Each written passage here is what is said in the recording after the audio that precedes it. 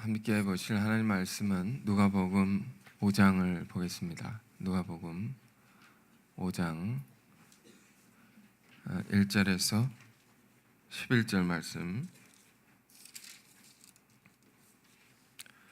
저와 여러분이 한 절씩 교독하겠습니다. 무리가 몰려와서 하나님의 말씀을 들을새 예수는 게네사렛 호숫가에 서서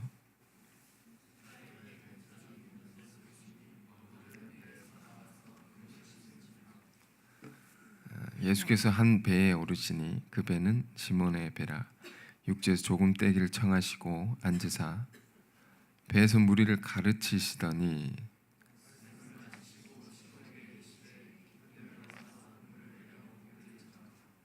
시몬 대답하여 이르되 선생님, 우리들이 밤이 새도록 수고하였으되 잡은 것이 없지만은 말씀에 의지하여 내가 그물을 내리리이다 하고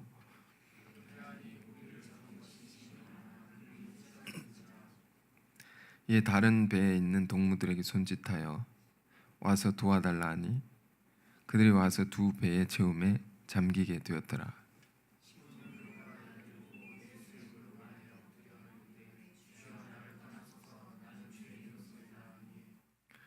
이는 자기 및 자기와 함께 있는 모든 사람이 고기 잡힌 것으로 말미암아 놀라고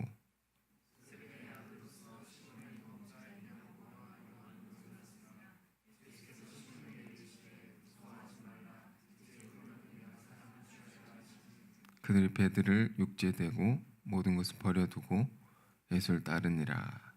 아멘. 제목은 10절 후반에 있습니다. 무서워하지 말라. 이제 후로는 내가 사람을 취하리라.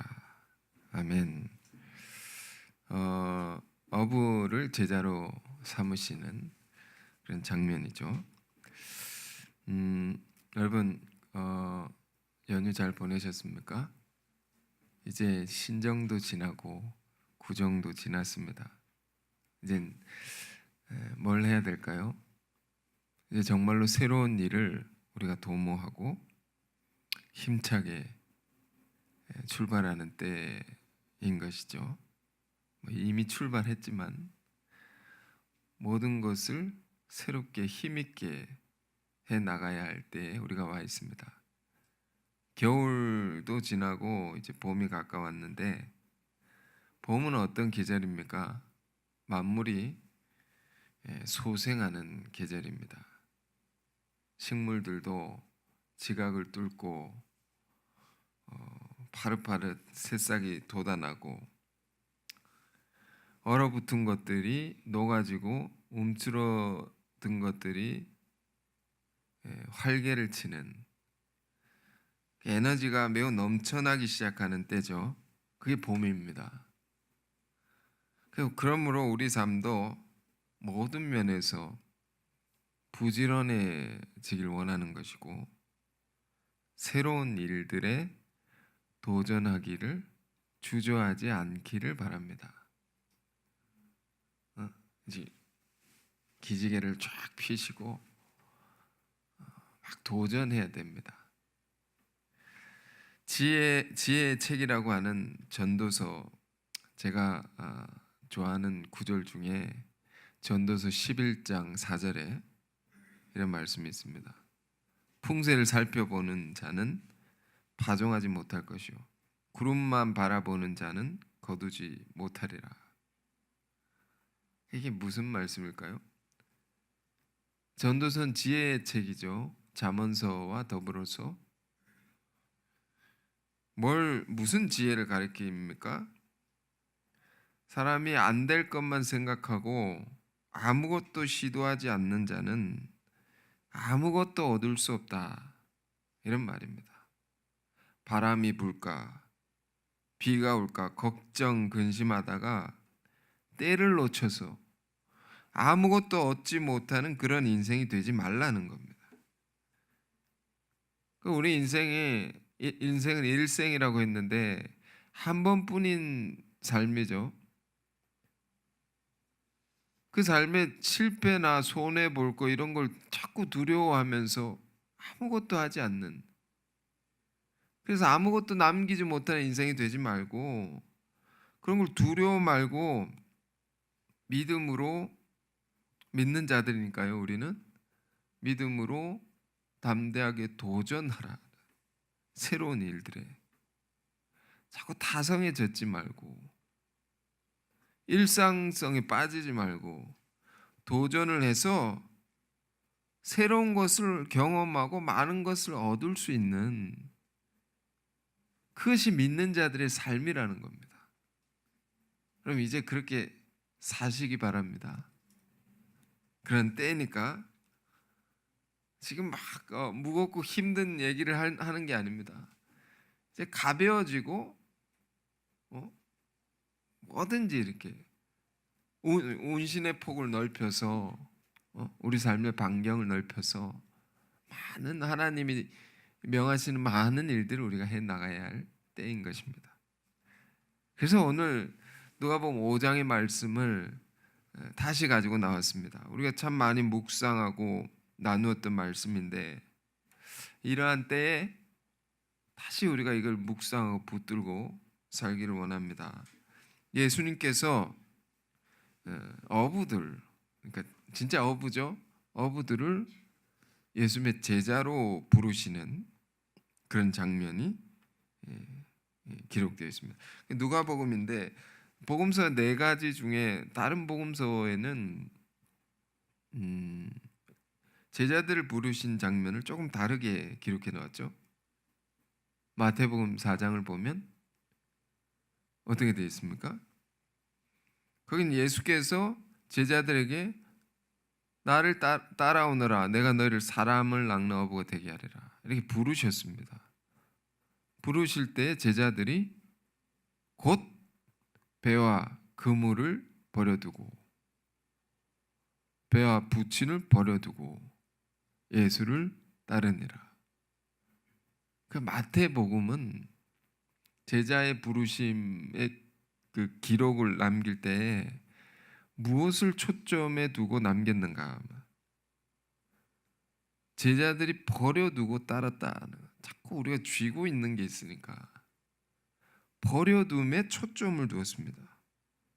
제자들은 위대했다. 뭐가 위대했다는 것입니까? 버려두는 거. 버려두고 예수를 따른 것을 참 위대한 모습이었다. 이렇게 기록한 거죠.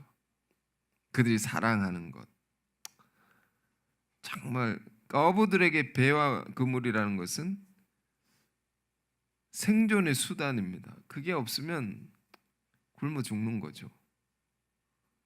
그런데도 그걸 버려두고, 그것까지도 버려두고 그렇게 헌신한 제자들이었다 말입니다. 그게 위대한 모습이었다는 거죠. 항상 그렇습니다. 큰 역사, 위대한 역사 뒤에는 사실상 그런 큰 희생이 있습니다. 그러나 우리가 기억해야 될 것은 그 희생을 통해서 더 큰 것을 얻게 되는 거죠. 주님을 따르는 우리의 길이 그러한 것입니다. 작은 것을 내어놓고 큰 것을 얻는 거죠. 한자 말에 소탐대실이란 말이 있습니다. 작은 것을 탐하고 그래서 큰 것을 잃어버리는 것이 아니라 예수 믿는 자들은 이렇게 사는 것입니다. 작은 것을 비워서 큰 것을 얻는다. 이것이 믿는 자들의 인생의 지혜입니다. 지혜. 마태복음 13장에도 어떤 비유가 있습니까? 보화와 진주의 비유. 땅을 파다가 보화를 발견했다. 그럼 어떻게 하느냐? 사람이 자기 재산을 다 팔아서 그것을 사느니라. 왜? 내가 가진 모든 것들보다 그게 더 값지니까, 그게 더 가치로운 것이니까, 내 가진 것보다. 우리는 아시다시피 그 비유가 말하는 보화와 진주라는 것은 그리스도요 그리스도의 말씀이다라고 했습니다. 믿는 자들은 그런 인생을 사는 거죠. 이게 지혜인 것이죠. 자, 마태복음 4장에는 그런 메시지, 그런 초점으로 제자들의 부르심의 장면을 기록해 놨습니다. 오늘 본문은 조금 다른 초점을 갖고 우리에게 깊은 교훈을 주는 것인데, 무엇을 깨닫기를 바라는 것일까요? 이 장면은 우리 글을 읽지 않습니까? 글을 읽을 때 성경도 성령께서 기록하신 것입니다. 성령의 충만함을 입은 사람들, 성령의 사람들이 기록한 거죠. 그 성령께서 쓰신 것이지만 그 사람을 통해서 쓰신 거기 때문에 그 기록자의 의도가 있는 겁니다. 이거 왜 썼을까? 이걸 읽는 사람들이 뭔가를 얻기를 바라는 거가 있지 않겠습니까? 우리가 깊이 깨달아, 이것을 읽고 깨달아 알고 살길 바라는 것이 있는 것입니다. 그게 뭔가 하면 우린 이제 5장을 굉장히 많이 읽고 배워서 어떤 사람들은 목사님 또 이걸 얘기하실 거죠? 이렇게 이런 사람도 있습니다. 이거 다음에 이걸 얘기하실 거죠? 응? 그래도 좋습니다. 근데 다른 걸 얘기할 수도 있습니다. 자, 오늘 우리가 주목해야 될 말씀은요, 다 주목해야 되지만 8절을 한번 볼까요? 누가복음 5장 8절 이렇게 되어 있습니다. 시몬 베드로가 이를 보고 예수의 무릎 아래 엎드려 이르되 주여 나를 떠나소서 나는 죄인이로소이다. 자, 이 베드로의 고백입니다. 시몬 베드로의 고백. 이게 무슨 고백일까요? 예수님께서 시몬 베드로, 이때는 베드로가 아니었으니까 베드로는 나중에 이름을 받는 거죠. 시몬 부르시는데 이렇게 말합니다. 저는 죄인입니다. 나는 주님의 제자들 자격이 없는 자입니다. 왜? 나는 죄가 너무 많기 때문에 제자로 쓰임받기 합당치 못한 자입니다. 이런 고백일까요? 제자라는 직분은 너무 큰 직분이기 때문에 저에게는 황송할 따름입니다. 이런 말일까요? 이것은 더 깊은 뜻이 있는 겁니다.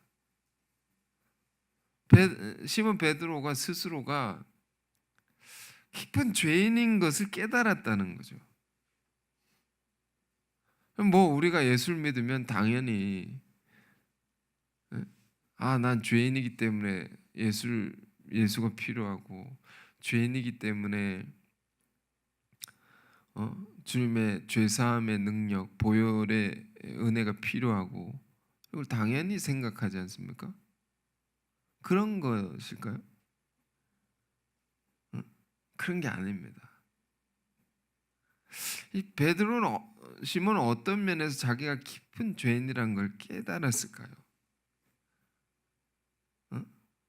본문 말씀을 가만히 읽어보면 베드로가 예수님의 말씀에 순종한 이야기입니다. 순종한 이야기. 주님 말씀에 순종했단 말이에요. 순종하고 나서 이렇게 고백이 나오는 겁니다. 주여 나를 떠나소서. 난 정말 죄인입니다. 왜? 순종을 통해서 자기가 지금까지 불순종하면서 살았던 그걸 깨달았다는 겁니다. 순종을 통해서 불순종을 알게 된 겁니다. 사람이 그냥 살아갈 때 잘 모릅니다. 우리 안에 깊이 이렇게 들어와 있는 죄를 사실은 모릅니다. 잘. 죄는 그 성격상 은폐되어 있기 때문이죠. 숨어 있습니다. 우리 스스로도 숨기려고 하고 잘 모른단 말이에요. 그걸 언제 깨닫게 됩니까? 의를 알면 깨닫게 되죠. 베드로가 순종을 하면서 자기가 이전에 있던 것들이 쫙 스쳐 지나갑니다. 내가 이전날 불순종하면서 살았던 것이 정말 못나고 추한 것이었구나. 그게 부끄러울 정도로 내가 그렇게 살았구나. 이것이 깨달아진 거죠. 그러니까 이게 그 영혼 안에서 이런 게 고백이 터져 나온 겁니다. 내가 정말 죄인이었, 내가 잘못 살았다. 자, 오늘 설교의 목표는 이것입니다. 이게 우리 안에 일어나기를 바라는 겁니다. 베드로는 어떻게 순종했을까요? 그것부터 볼까요?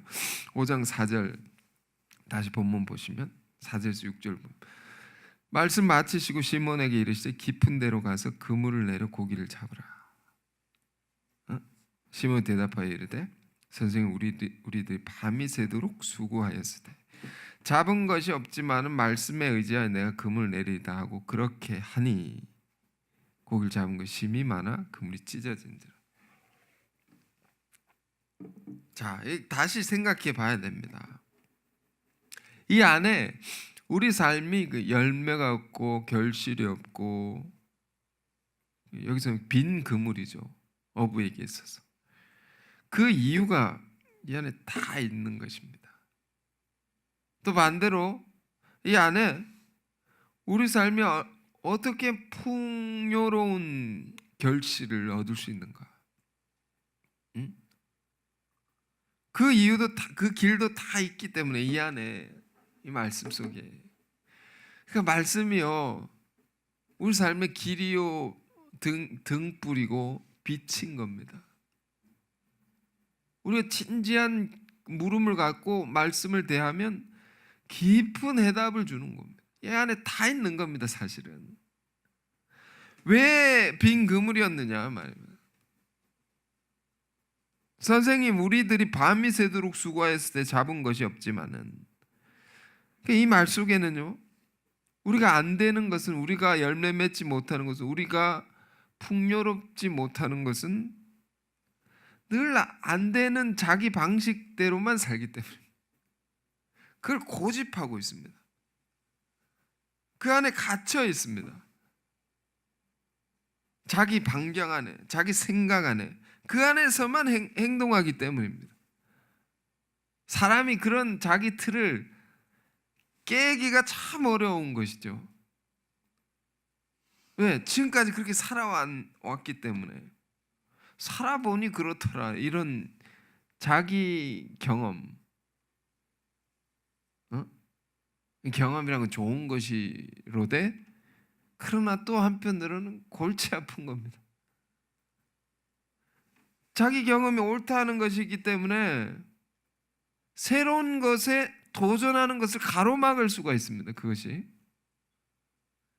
이걸 바꿔내야 되죠. 이게 쉽지 않은 겁니다. 어떤 사람이 이렇게 말, 저는 뭐 새로운 변화를 원하지 않습니다. 저는 사실 지금도 만족하고 이대로 사는 게 편합니다. 그런 사람이 있습니까? 근데 문제는요, 그렇게 살면 빈 그물이다는 겁니다. 재미가 없고 늘 가난하고 늘 꼴꼴맞게 살 수밖에 없다. 주님은 우리가 그렇게 살기를 바라지 않는 것입니다. 하나님의 자녀들이 바꿔내기를 원하시는 거죠. 우리 삶을. 그래서 더 좋은 세계를 경험하기를 원하고 더 풍요로운 것을 맛보기를 원하신단 말이에요. 주님은. 그럼 어떻게 해야 되느냐? 주님의 말씀입니다. 내가 깊은 데로 가서 그물을 내려 고기를 잡으라. 이 간단한 말씀 속에 우리 인생의 풍요의 길이 있는 겁니다. 아주 간단하죠. 주님의 말씀인데 제 성경은 빨간색으로 이렇게 되어 있습니다. 예수님의 말씀은 빨간색으로 더 주목해서 보라는 것이죠. 더 생각하고 더 붙들라는 것이겠죠. 깊은 데로 가서 그물을 내려 고기를 잡으라. 자, 예수님이 이런 말씀을 하셨습니다. 이 말씀을 주신 것은 이렇게 안 살았다는 겁니다. 이전에는 깊은 데로 안 나갔다라는 겁니다. 이전에는 그물을 안 내렸다는 겁니다.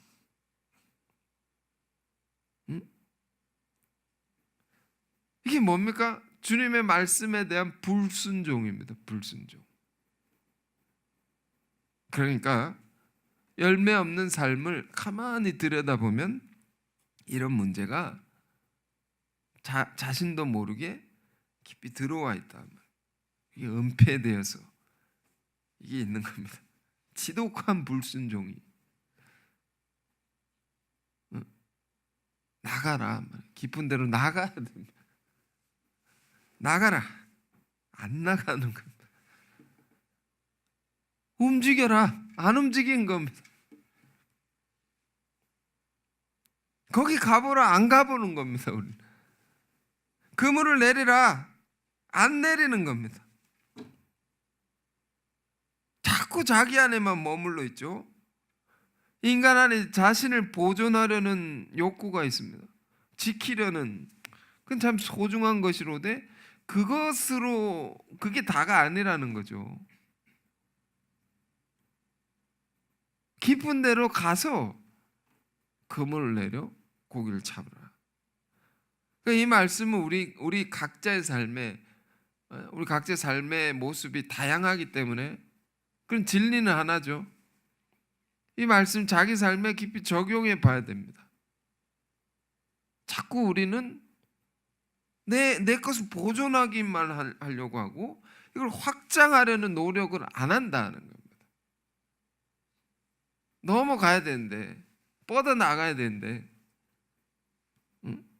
이걸 바꿔내려고 하는 것이죠. 예수님께서. 왜 이렇게 지독한 것이 우리 안에 있을까요? 이게 바뀌어야지 우리 삶도 바뀌고 우리가 하는 많은 일들도 바뀌어지는 것인데 왜 그 이유가 뭘까요? 본문의 말씀을 보면 그건 두려움 때문이라. 그건 불순종의 죄도 있는 것인데 한편은 두려움 때문이다. 그래서 오늘 제목이 뭡니까? 무서워하지 말라. 두려워하지 말라는 겁니다. 뭐가 무섭습니까? 여러분 뭐가 무서워요? 도전하지 않으려는 이유. 무서움이 있다, 두려움이 있다는 건 뭐가 무서운 것입니까? 도전했다가 손해볼까 봐 이런 생각이 있지 않습니까? 우리 안에? 해서 실패할까 봐, 해서 더 힘들어질까 봐, 해서 상처받을까 봐. 이 말씀은요, 우리가 그 어부를, 사람 낚는 어부를 부른 장면이니까 1차적으로는 이건 전도에 대한 가르침이죠. 전도에 대한 이야기로 우리가 보아야 됩니다. 그 초점이 다른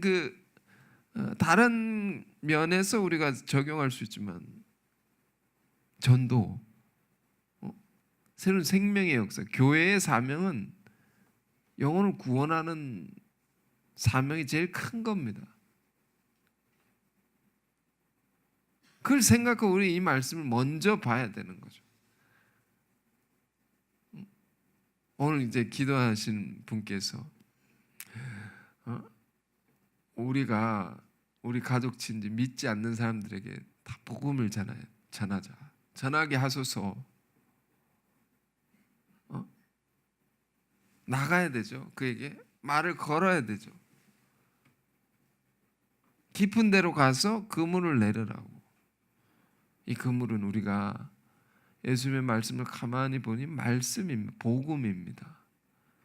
그 마음의 심령의 깊은 곳이 있다. 그곳에 가서 그에게 다가가서 상처를 두려워하지 말고 다가가서 말씀을 전해야 되는 거죠. 그 하나님께서 역사하신다는 거예요. 왜 우리는 안 나갈까요? 두려움. 자꾸 늘 이것이 우리를 움직이지 않게 만들고 우리를 나아가지 못하게 만든다 말이에요. 이런 마성적인 힘, 마귀가 붙들고 있는 것입니다.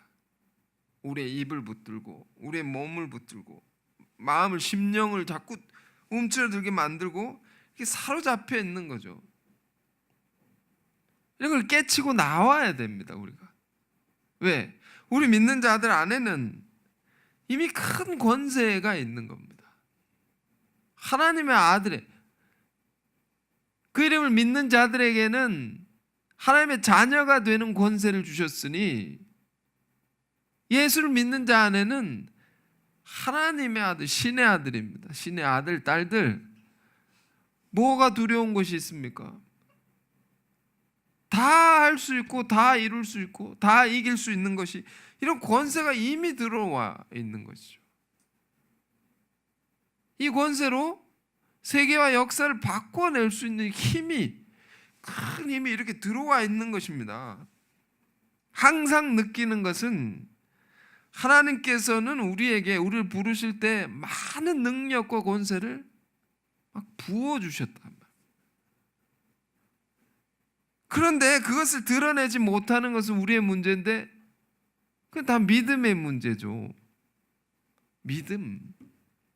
그 권세를 드러내라 하는 거예요. 예수님은 그런 우리에게, 드러내지 못한 우리에게 두려워 말라는 것, 무서워 말라는 겁니다. 그 하다가 실패할 수도 있겠죠. 그러나 그 실패로 말미암아 움츠러들 게 아니라 더 나아가라면, 그걸 다 회복하고 남는 엄청난 역사를 하나님께서 이루어 주시리니. 그러니까 주님의 말씀은 진리죠.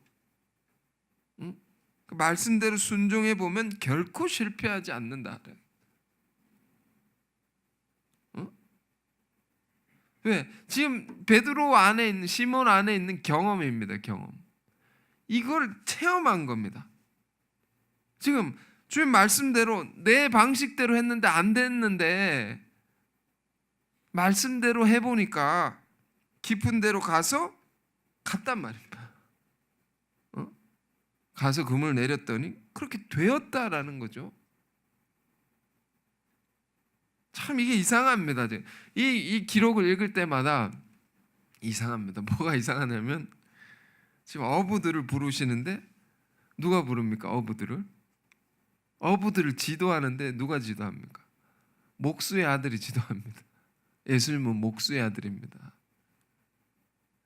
누가 고기 잡는 법을 더 잘 알겠습니까? 당연히 어부들이 잘 알겠죠. 그걸 직업으로 삼고 있는 사람들이 더 전문가이지 않겠습니까? 그런데 이 기사를 가만히 봐야 됩니다. 어부들이 애를 쓰며 했는데 못 잡았다는 겁니다. 못 잡았다. 자기 방법과 기술이 있는데 아무리 해도 안 됐다. 그럼 이렇게 생각할 수 있죠. 이건 어부도 못했는데 누가 해도 안 된다. 어부도 못하는데 누가 더 하겠느냐, 이렇게 생각할 수 있죠. 그런데도 예수님 말씀대로 하니까 그물이 찢어지도록 많은 고기를 잡게 됐습니다. 이 이야기는 우리에게 뭘 가르쳐 준 걸까요? 이것은 우리가 살아가는 방식을 얘기해 주는 겁니다. 모든 일이 다 똑같다는 겁니다. 뭐가 똑같다는 거죠? 일을 하는 것이나 돈을 버는 것이나 전도하는 것이나 다 똑같다는 겁니다. 늘 자기 경험과 자기 생각대로 하는, 자기 능력을 의뢰하는 방식으로 해서는 안 된다는 거죠. 그걸로 늘 실패할 수밖에 없다는 거죠. 그러나 하나님의 말씀을 순종한다는 것은 그분의 능력에 힘입어서 살아갈 때 그때는 이렇게 해도 되고 저렇게 해도 된다는 겁니다.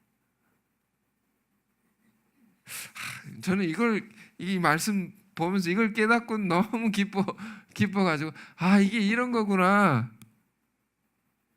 이걸 가르쳐 주는 이유 말씀이구나. 그러니까 목수의 아들이 어부들을 지도할 수 있죠. 예수님 이런 걸 안 해봤습니다. 어떻게 이걸 지도하는가? 삶의 원칙은 똑같다는 겁니다. 자기 능력에 의지하면 안 된다는 겁니다. 다 하나님의 능력이 철저한 전능하신 능력에 의지하여서 할 때에 되는 것이다. 사무엘서를 보면 다윗과 골리앗의 이야기가 나옵니다. 다윗과 골리앗이 싸웁니다. 다윗 이전에는 누가 있었습니까? 사울이 있었죠. 사울이 시대로 보면 사울이 먼저 있었죠. 먼저 왕이 돼가지고 사울은 키도 크고 용모도 출중했다라고 했습니다. 그는 전쟁에 능한 자였습니다. 승리의 경험도 많고 칼도 잘 쓰고. 근데 골리앗이 딱 나타난 겁니다. 거대한 사람이 나타났습니다. 나타나가지고 막 모욕을 하고 이스라엘 백성들이 막 위협을 주고 누가 나가서 싸울 것이냐. 사울도 경험이 많아도 골리앗을 이기기는커녕 싸움에 나서지도 못했습니다. 그 능수능란한 전쟁의 왕이. 그런데 다윗은 양치기 소년이었습니다. 아무 경험이 없습니다. 전쟁에. 양치기 소년의 경험이 있다면 양들을 지키면서 공격하는 사나운 짐승들을 쳐서 죽인 경험, 그 정도 있습니다. 그런데 다윗이 거인 골리앗을 쳐서 죽이지 않습니까? 이기지 않습니까? 뭘로 이긴 것이냐? 다윗 안에는 사울처럼 출중한 전쟁의 경험이 없습니다. 없었다는 겁니다. 그걸로 이긴 게 아니라는 겁니다. 성경이 말하는 것을 우리가 잘 봐야 됩니다. 무엇으로 이겼느냐? 전쟁은 하나님께 속한 것이니 하나님께 달려 있는 것이다. 승패가 우리가 하는 일도 모든 것이 정말로 하나님께 달려 있다. 그분의 능력에 의지해야 된단 말이에요. 의지해서 이기는 그런 방식, 그런 삶의 자세를 지금 얘기하는 거죠. 본문도 마찬가지. 그래야 이기는 거죠. 우리가 신앙의 연수, 나이가 많아질수록 신앙을 오래 했다 해봅시다. 그러면서 좀 못된 게 생기기 시작합니다. 경험상 그건 안 된다. 해보니까 안 되더라. 해봤는데 안 되더라. 이런 게 못된 게 쌓여지는 겁니다. 얼마 전에 해외 선교지에 소식을 듣는데 굉장히 도전적인 그런 소식을 들었습니다. 중국의 대학생들이 유럽의 한 도시에 이제 가게 됐습니다. 가서 거기서 이제 영어 공부도 하고 그러는데 영어를 잘 못하니까 못하는 사람들이 갔나 봅니다. 그래서 거기서 영어 코스도 밟고 하는데 그런데 거기 어린 여학생이 내가 청년 선교회를 세워서 현지인들을 전도하겠다. 이게 나선 겁니다. 어린 여학생, 그 대학생 2, 3학년 이렇게 되겠죠. 전도하겠다고 말도 못하는데 언어가 안 되는데 전도하겠다는 겁니다. 그 소감을 얘기하는데 지금 제가 말은 잘 못하지만 이거 배우면서 충분히 할 수 있습니다. 전도할 수 있습니다. 소감이 뭐가 느껴지는가 하면 그 안에 두려움이 없다는 겁니다. 서툴고 경험도 없고 부족한데 두려움이 없는 겁니다. 없으면서 믿음에 강한 것이 느껴지는 거예요. 그걸 보는데, 사진하고 이렇게 보는데, 하나님께서 역사를 이루어 가실 때 항상 저런 자를 통해서 일으키신다. 그런 게 또 생각이 되는 겁니다.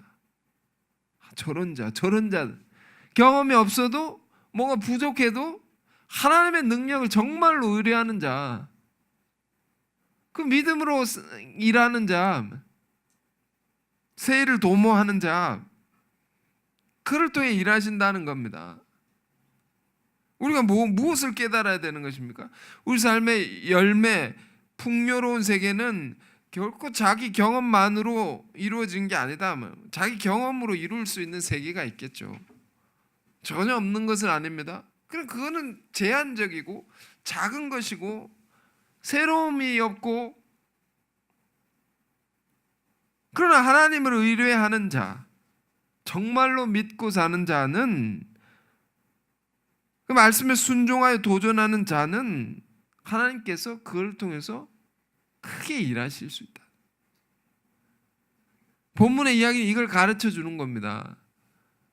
어부의 기술보다 더한 능력을 가지신 하나님의 능력. 순종을 통해서, 그러니까 말씀을 따라 순종하는 자, 순종을 통해서 맛보는 기쁨, 이런 겁니다. 어떤 상황에도, 어떤 경우에도 그의 말씀을 따라 순종하면 정말 풍요로워진다. 그런데 오늘 베드로를 통해서 이런 메시지를 기억하면서 베드로를 통해서 우리가 알게 되는 또 하나의 소중한 세계가 있습니다. 베드로는요, 순종했습니다. 그래서 많은 걸, 정말 많은 만선의 기쁨, 배가 가득 차는 엄청난 결실을 얻게 됩니다. 그걸 통해서 깊이 생각하게 됐습니다. 불순종, 자기 불순종, 자기 안에 죄를 깊이 생각하게 됐다. 이게 죄인지 몰랐는데 이제 알게 됐다. 그럼 이건 아름다운 세계죠. 회개하는 겁니다. 베드로는. 응? 앞서 말씀드렸지만 죄는요, 보통 이렇게 은폐되어 있습니다. 우리 안에 가리고 싶어하고, 그건 기억하지 않으려고 하고 자꾸 변명하죠. 우리는 변명합니다.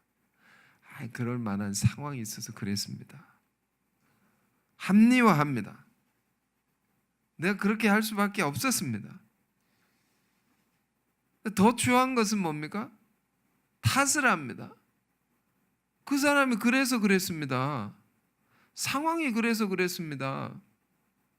창세기 3장을 공부할 때 아담과 하와가 그랬습니다. 하나님께서 이들이 범죄한 후에, 하나님의 법을 깬 후에 하나님께서 묻습니다. 네가 왜 따먹지 말란 것을 따먹었느냐? 그랬더니 아담은 여자가 시켜서 그렇다고, 하와가 시켜서 그랬습니다. 하와에게 얘기했더니 뱀이 시켜서 그랬습니다. 네가 그랬잖아. 자기 죄를 안 보고. 이 죄인 안에 있는 추한 모습이죠. 근데 문제는 어디 있는가 하면, 그렇게 해서는 자기의 죄의 문제, 이걸 벗을 수 없다, 이걸 해결할 수가 없다는 겁니다. 여전히 그 죄가 그 안에 있는 겁니다. 변명하고 회피하면. 죄를 지었으면 어떻게 해야 됩니까? 그를 정말 깔끔하게 인정해야 됩니다. 인정하고 고치면 되는 겁니다. 바꾸면 되는 겁니다. 하나님이 물었습니다. 왜 따먹었느냐? 왜 물었을까요? 이놈 자식이 왜 내 말을 안 듣고 혼내려고 물은 겁니까? 그게 아닙니다. 추궁하려는 겁니까? 죄를 추궁해서 막 혼내려고 그러는 겁니까? 아닙니다. 그가 그 죄를 벗어나야 되기 때문에 벗어나게 하려는 겁니다. 그가 죄로부터 자유로워지게, 그 죄에 붙들려 가지고 다른 걸 못하지 않게. 하나님의 목적은 그것입니다. 추궁, 그게 아닙니다. 응? 여러분, 이런 게 우리 안에 늘 있는 거거든요. 응? 대화를 할 때, 상담을 할 때, 응? 이런 걸 굉장히 많이 느낍니다. 왜 그러셨어요? 하면 나를 공격하려는가, 정죄감을 느끼고, 제가 그런 거 아닙니다. 그 사람 그렇게 해서 그렇다고 변명하고, 누구 때문이라고. 그런 목적이 아닌데, 당신 그거 문제를 고쳐서 새로워지기를 원합니다. 자꾸 이런 의도를 왜곡해서 듣는단 말입니다. 누구 때문이라고, 상황 때문이라고 자꾸 그것 때문에 누구 탓을 못하면요, 자기에게 자기를 찌르게 되죠. 그래서 자학하게 되죠. 남을 탓하거나 나를 자학하거나 두 가지입니다. 그래서 죄의 문제가 해결되지 않는 겁니다. 그걸 인정하고 씻고 가야 되죠. 그 죄를 심판하는 거지, 죄를 미워해야 되는 거죠. 죄는 항상 어떠냐면요, 작은 것에서 시작합니다. 작은 것에서 이게 점점 커지는 겁니다. 그래서 이렇게 돼가지고 작은 것인데 심각해져 있는 겁니다. 그걸 내버려 두니까 이 죄의 속성을 말씀드린 겁니다. 그러니까 우리가 어떻게 해야 되냐면, 우리가 뭐 말씀을 듣든지 누구와 어떤 뭐 관계성 가운데서도 내가 법을 깼습니다. 잘못한 게 있습니다. 그러면 내가 인정하고, 빨리 인정하고, 그걸 진지하게 생각해서 그 죄를 고치면 되는 겁니다. 그럼 끝나는 겁니다. 그럼 나중에 큰 문제가 되지 않는 겁니다. 자, 그러니까 이제 베드로 안에 이 깊은 회개가 우리 안에 얼마나 필요한 것인가. 8절에 베드로의 고백이 나오면, 주여 나를 떠나소서, 나는 죄인으로소이다. 죄인으로소이다. 무슨 회개가 있는 겁니까? 내가 나가지 않았습니다. 내가 내 영역을 키워나갈, 나에게 주신 사명을 기억하고 앞으로 뻗어나갈 그런 도전을 하지 않았다. 내가 나가지 않았구나. 내 안에서 갇혀서 안 된다고 생각하고 있었는데 그게 잘못한 것이구나. 그러니까 큰 역사를 경험하고 나서 잘됐다 하고 모든 걸 잊어버리는 게 아니라, 큰 역사를 경험하고 자기 안에 이전의 깊은 문제를 다시 돌아보면서 깊은 회개를 한다. 여러분, 회개라는 게 뭡니까?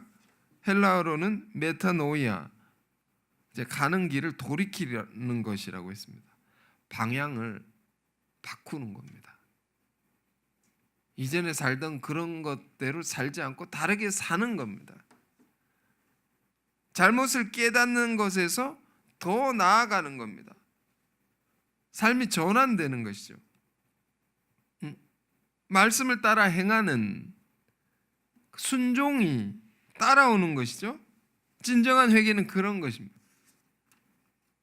지금 우리가 본문의 말씀 읽을 때 참 큰 결실까지는 아니더라도 우리가 굉장히 많은 열매를 맺길 원하고 풍요로워지길 원하고 그런 것이 우리 안에 있을 텐데, 뭐가 필요한 겁니까? 이런 회개. 이게 우리 안에 어떻게 일어날 수 있는가? 이걸 두고 우리가 깊이 생각하고 기도할 수 있기를 바랍니다. 삶의 변화가 따르지 않는 그런 회개라는 것은 또 반복되는 거죠. 우리가 베드로처럼 순종을 통해서 불순종을 깨달아야 됩니다.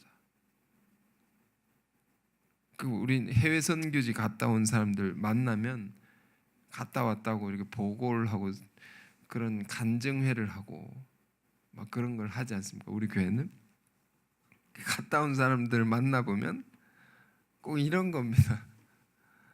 이걸 깊이 경험하고 옵니다. 뭐냐면 나는 힘들고 나는 안 된다고 생각했는데 제가 갔다 와 보니까 거긴 더 힘들다, 더 어렵다는. 그런데 그 속에서 더 큰 역사가 일어나더라. 깨닫고 온 거죠. 이건 지식이 아닙니다. 이거는 체험되는 거죠. 베드로 안에 이런 세계가 있었던 겁니다. 삶이 이렇게 바뀌어지는 겁니다. 그래서 지금 본문 누가복음 5장과 대비해서 비슷한 내용이 요한복음 21장에 나옵니다. 비슷한 장면 같이 한번 볼 필요가 있는데요. 요한복음 21장 4절에서 7절 볼까요? 요한복음 21장 4절에서 7절. 요한복음 21장 4절에서 7절. 제가 읽겠습니다. 날이 새어갈 때 예수께서 바닷가에 서셨으나 제자들이 예수이신 줄 알지 못하는지라. 예수께서 이르시되 얘들아 너희 고기가 있느냐 대답하되 없나이다. 자, 똑같은 장면이죠. 이르시되 그물 배 오른편에 던지라. 여기는 오른편이라고 했습니다. 오늘 본문은 깊은 곳에 가라고. 던져 그리하면 잡으리라 하시니 이에 던졌더니 물고기가 많아 그물을 들을 수 없더라. 예수께서 사랑하신 그 제자가 베드로에게 이르되 주님이시라 하니 시몬 베드로가 벗고 있다가 주님이라 하는 말을 듣고 겉옷을 두른 후에 바다로 뛰어내리더라. 자, 이런 장면입니다. 누가복음 5장과 비슷하죠. 다른 게 있습니다. 이것은 누가복음 5장은 어부가 제자로 처음 부름 받을 때 장면이고요.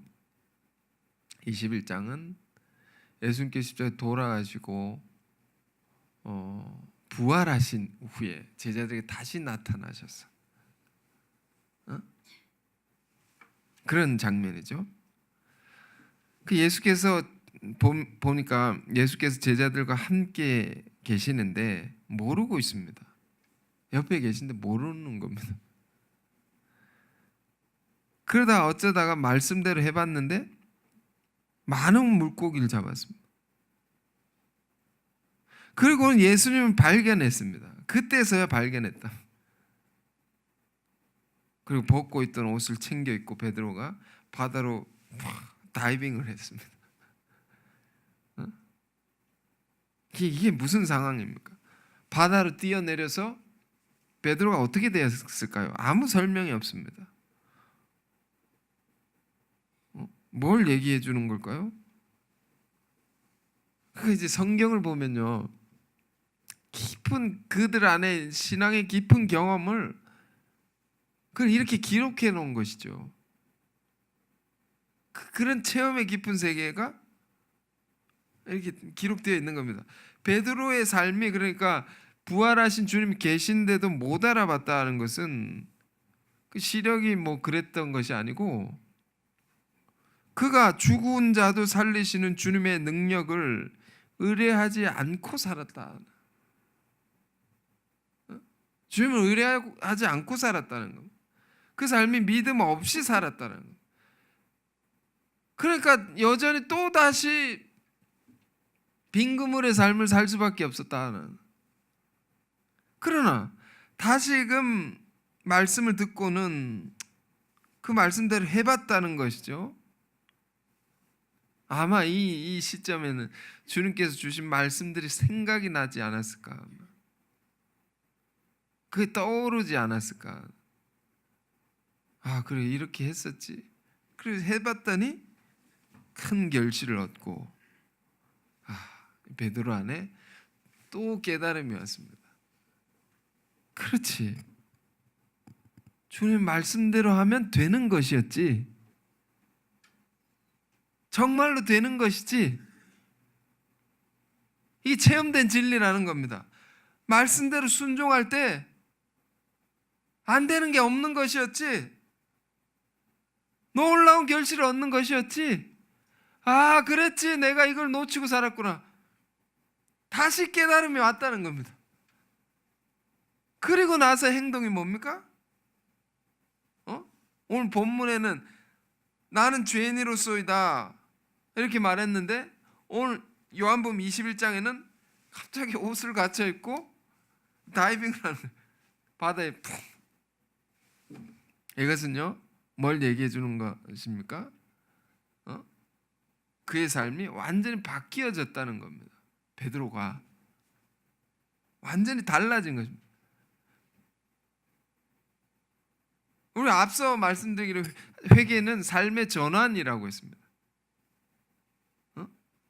이 장면은 순종할 때, 말씀대로 행할 때 다 되는 것을 이제는 확신하고 다시는 불순종하면서 살지 않았다, 담대한 믿음으로 살게 되었다는 그런 증거를 이렇게 해놓은 겁니다. 옷을 입고 뛰어든 것은 내가 바다에 빠져서 헤매지 않는다. 그 안에 두려움이 완전히 사라지고 이게 극복이 된 겁니다. 그래 거침없이 주님의 뜻을 이루어가는 자가 되었다라는 그런 것을 이렇게 표현한 거죠. 옷을 더 갖춰 입고 더 몸과 마음을 이렇게 새롭게 해서 투신, 하나님의 역사에 그 뜻대로 투신, 믿음으로 도전하고 끊임없이 지경을 넓혀갔던 베드로의 삶에 대한 증거가 이렇게 됩니다. 이렇게 사도행전을 보면 정말 이렇게 사는 거죠. 완전히 바뀌어져 가지고 거침없이 복음을 전하고 죽음도 두려워하지 않고 온갖 기적을 일으키면서 그 지경을 확장해 나가는 겁니다. 사도행전 기록, 이게 이런 증거입니다. 겉옷을 두르니 바다에 뛰어내리다. 자, 여러분, 오늘 이 말씀이 주는 귀한 세계를 다시금 깊이 생각하길 원합니다. 베드로 안에 일어났던 이 아름다운 회개, 주여 나를 떠나소서, 내가 죄인입니다. 우리가 이걸 어떻게 체험할 수 있을까요? 우리가 순종해서 불순종을 깨닫는 겁니다.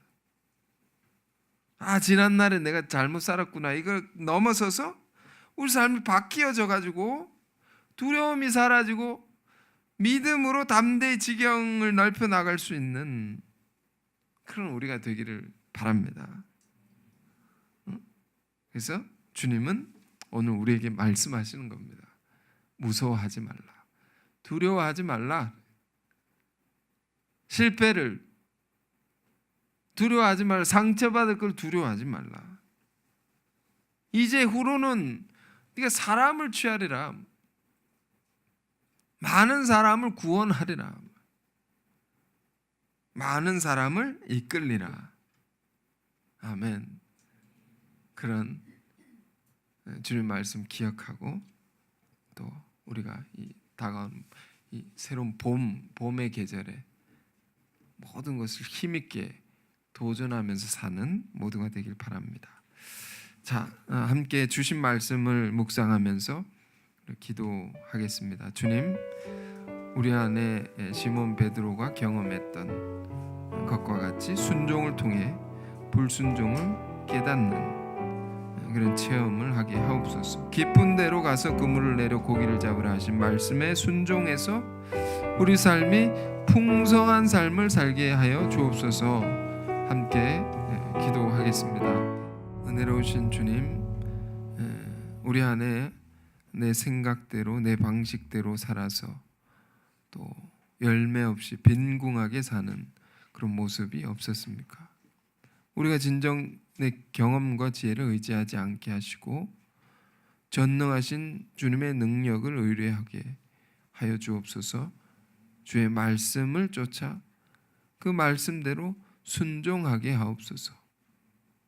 우리 안에 도전하기를 망설이고 주저하는 두려움이 있다면 다 떨쳐버리게 하여 주시고 베드로와 같이 순종함으로 풍성한 결실을 얻고 그 경험을 통해서 불순종의 깊은 죄를 회개하고 그것을 깨닫는 은혜를 주시옵소서. 우리 삶도 겉옷을 두르고 바다에 뛰어들었던 베드로와 같이 크게 변화되게 하옵소서.